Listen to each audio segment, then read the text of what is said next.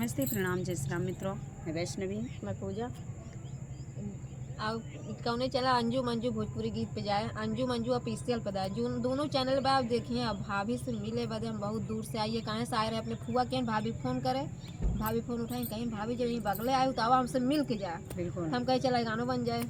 और ये भाभी आई हैं जौनपुर ज़िले से, हमारे सुल्तानपुर ज़िले में। यही होता है प्रेम हम लोग। प्रेम देख कितनी मस्त प्रेम है। और क्या। और जिसको प्रेम रहेगा ना दूर देखेगा ना नजदीक, है ना। हाँ। तो वो लोग आ ही जाते हैं। और वैसे हमारी भाभी का प्रेम था कि हमसे मिलने आई हैं, बहुत अच्छा लगा हमको भी।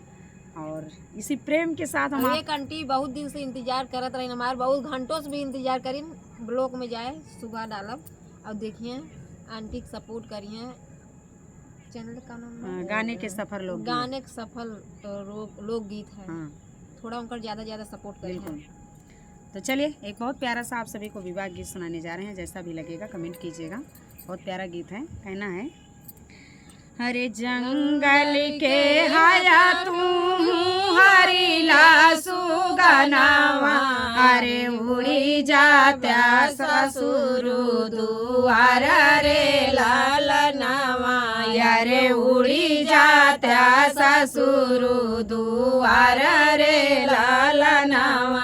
जंगल के हाया तू ही हरिला सुगनावा, अरे उड़ी जात्या ससुर दुआर रे लालनावा, अरे उड़ी जात्या ससुर दुआर रे लालनावा। ससुर दुआरे एक चलना कई पेड़ावा, अरे बैठौना पंखा पासारे रे लालनावा, अरे बैठौना पंखा पासारे रे लालनावा।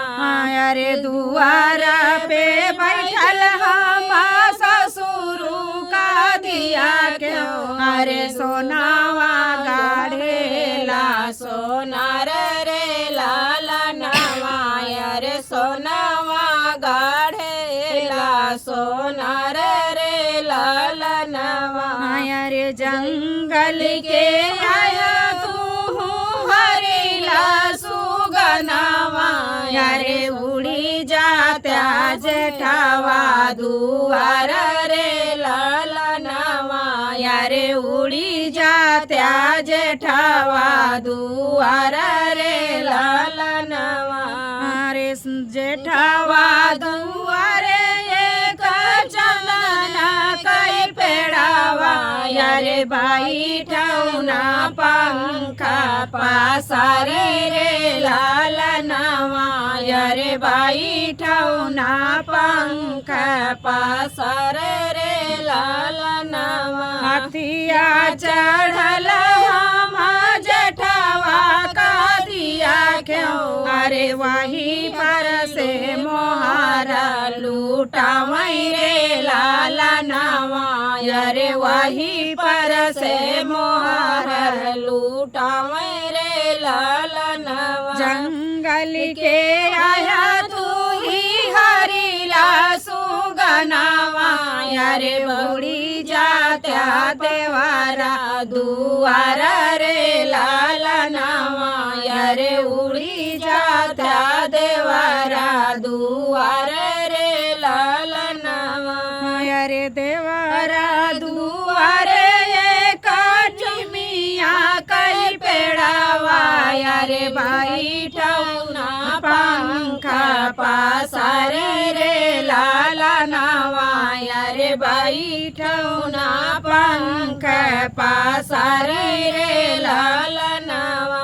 अरे तसवा खेलता हम देवारा का दिया क्यों, अरे हाथवा रुमाला मुखा पान रे लालनावा, अरे हाथवा रुमाला मुखा पान रे लालनावा। जंगल के आया तू ही हरिला सुगनावा, अरे उड़ी जात्या स्वामी जी के द्वार रे ला अरे उड़ी जाता स्वामी जी के द्वार रे लालनवा।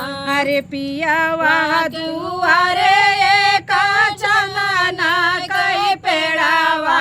अरे भाई ठाना पंख पासर रे लालनवा। अरे भाई ठाना पंख पासर रे लालनवा। कुरसी बैठल हम स्वामी जी के दिया क्यों। अरे मास्टर लिया थे इम्तिहान रे लालनवा।